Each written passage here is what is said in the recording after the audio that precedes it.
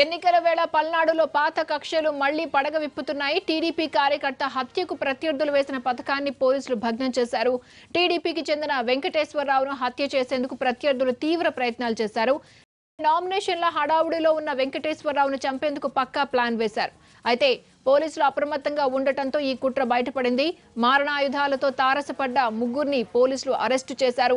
ప్రత్యర్థుల నుంచి నాటు తుపాకులు, స్కోడా కారును స్వాధీనం చేసుకున్నారు. ఓ స్థలం, మహిళ విషయంలో తలెత్తిన విభేదాలతోనే వెంకటేశ్వరరావును హత్య చేసేందుకు పథకం రచించినట్టు తెలుస్తోంది.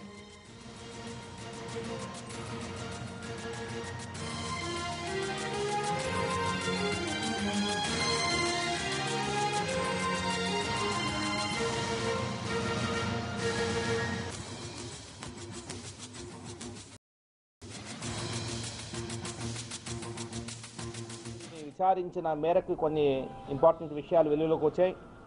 అందులో ఈ ముగ్గురికి కూడా ఒక వ్యక్తిని చంపడానికి, ముప్పన వెంకటేశ్వరరావు అని చెప్పేసి ఒక వ్యక్తిని చంపడానికి వీరు పథకాన్ని రచించి ఈ యొక్క కుట్రకు తెరలేపారని తెలుస్తూ ఉంది.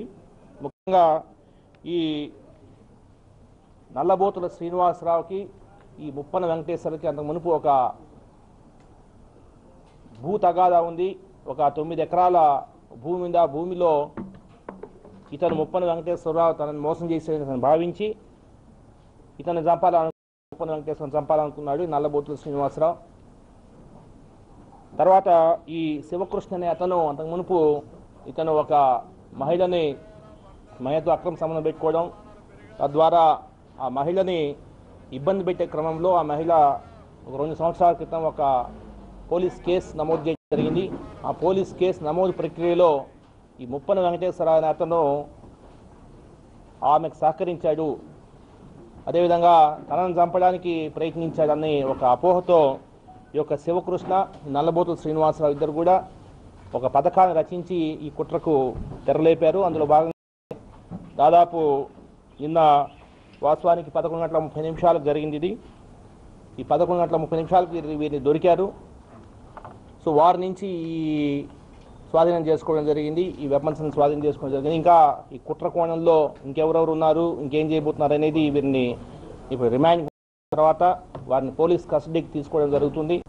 ఇందులో వీరిని విచారించిన మేరకు కొన్ని ఇంపార్టెంట్ విషయాలు వెలుగులోకి వచ్చాయి. అందులో ఈ ముగ్గురికి కూడా ఒక వ్యక్తిని చంపడానికి, ముప్పన వెంకటేశ్వరరావు అని చెప్పేసి ఒక వ్యక్తిని చంపడానికి వీరు పథకాన్ని రచించి ఈ యొక్క కుట్రకు తెరలేపుతా ఉంది. ముఖ్యంగా ఈ నల్ల